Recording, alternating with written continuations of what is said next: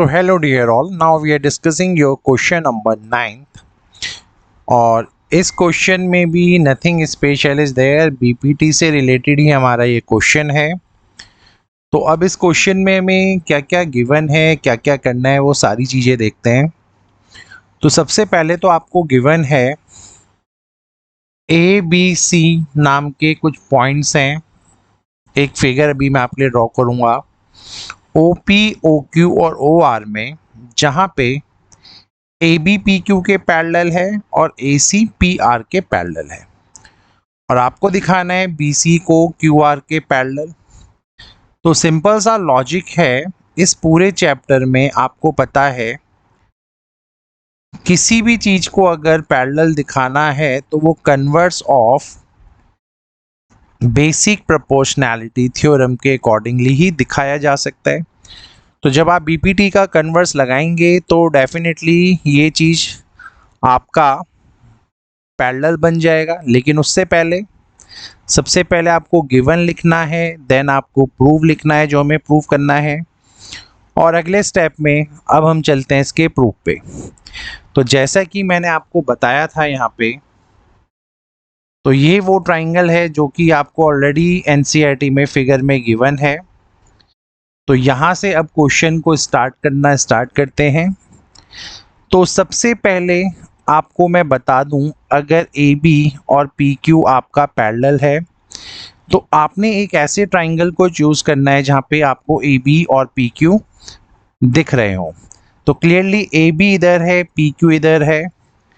तो अगर मैं इस क्वेश्चन में आपका सबसे पहले ट्राइंगल पी ओ क्यू को कंसीडर करूं, और यहाँ पे मुझे पता चल रहा है कि अगर मेरा ए पी यहाँ पे क्यू पी के पैरेलल है, तो ये जो डेफिनेशन होता है बेसिक प्रोपोर्शनैलिटी थ्योरम का, जो कि मैं हर क्वेश्चन में आपको दिखा रहा हूँ, कि अगर कोई भी लाइन आपके ट्राइंगल के तीसरे साइड के पैरेलल है और बाकी दो साइड्स को अगर वो इंटरसेक्ट करती है डिस्टेंट पॉइंट्स पे, तो इसका मतलब ये है कि वो उसको सेम रेशो में डिवाइड कर रही है।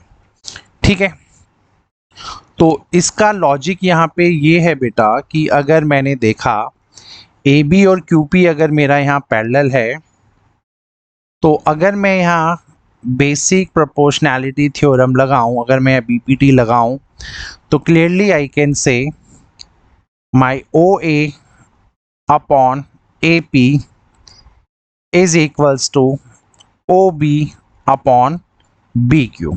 ठीक है, तो पहला इक्वेशन मुझे यहाँ पे ये मिल चुका है बीपीटी यूज़ करने से, जो कि ओ ए अपॉन पी ए और O B upon Q B का एक रेशो बनाए, ये हमें पता है।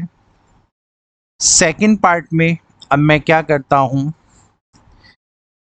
अब मैं दूसरा ऐसा ट्राइंगल पकड़ता हूँ जहाँ पे ए सी और पी आर आपके पैरेलल हो। तो क्लियरली आप जब फिगर में देखोगे तो ये आपका ए सी है, ये आपका यहाँ पे पी आर है।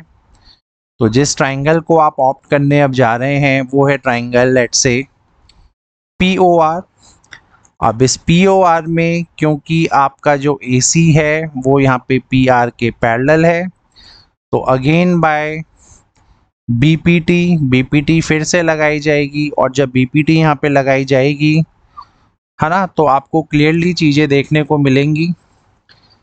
तो अब फिर से रेशो आपका क्या हो गया, ए ओ अपॉन ए पी, तो ए ओ अपॉन ओ पी, और दूसरा रेशो आया आपका O C upon C R. So this is your equation number second. ठीक है, तो यहाँ तक आपको ये वीडियो बिल्कुल समझ में आ गया होगा कि अभी तक हमने यहाँ पे किया क्या है। तो अब हम देखते हैं इस क्वेश्चन में, हमने देखो इक्वेशन फर्स्ट में हमने ये प्रूव किया था, इक्वेशन सेकंड में हमने इस पॉइंट को प्रूव किया है, यही दो ट्राइंगल लिए थे। अब अगर मैं इन इक्वेशन से आपको कोई आउटकम दूं, सो इफ आई से from equation 1 and 2, equation 1 and 2 से अब मैं क्या कह सकता हूं, देखो ओ ए पी और यहाँ पे भी है ओ ए पी, अगर इन दोनों के सामने ये दोनों गिवन हैं तो डेफिनेटली ये आपस में भी इक्वल होंगे बेटा। तो जो आपका OB है और जो आपका BQ है वो किसके इक्वल हो जाएगा, वो आपके OC और आपके इस CR के इक्वल हो जाएगा। ठीक है, अगर मैं आपके ट्राइंगल BQR को ढंग से देखूं और अगर ये यहाँ पे BC है तो क्लियरली आपको जो रेशो यहाँ मिल चुका है OB upon BQ, OC upon CR, ये रेशो ऑलरेडी प्रोपोर्शन में आ चुके हैं।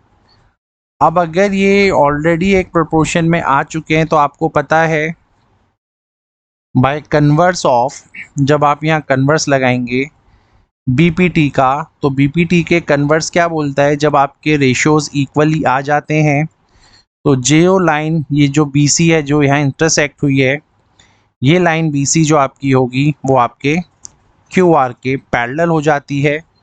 तो सिंपल सी बात है यार, जब आपने यहाँ कन्वर्स को अप्लाई किया तो आपने यहाँ पे BC को QC के पैरेलल बोल दिया, और यही हमें इस क्वेश्चन में दिखाना था। So hopefully the question is done. Thank you.